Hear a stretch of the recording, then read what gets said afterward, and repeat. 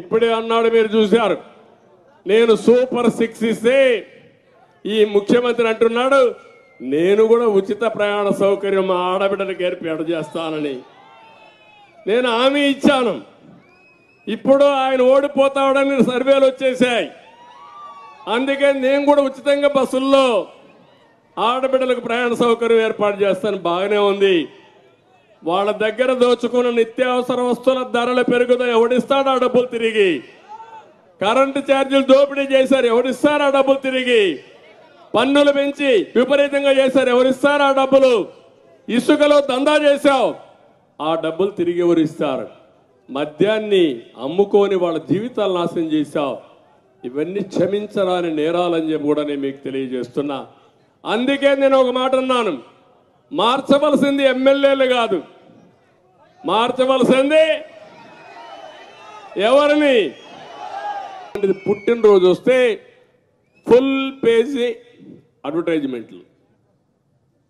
ఏమి పెద్ద పుట్టావు, ఓకే, పుట్టితే దానికి పెద్ద పండగ చేసుకోవాలనా? ఓకే, నువ్వు పండగ చేసుకో, మీ ఇంట్లో బాధ లేదు.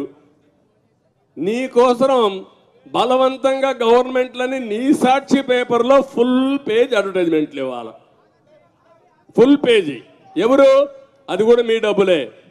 ఈయన బర్త్డే మీ అందరి ప్రజల ధనం 100 కోట్ల రూపాయలు పటాఫట్ మొత్తం సాక్షికి వెళ్ళిపోయింది. ఇది నీతి. ఒప్పుకుంటారు కదా మీరు? ఒప్పుకోరా?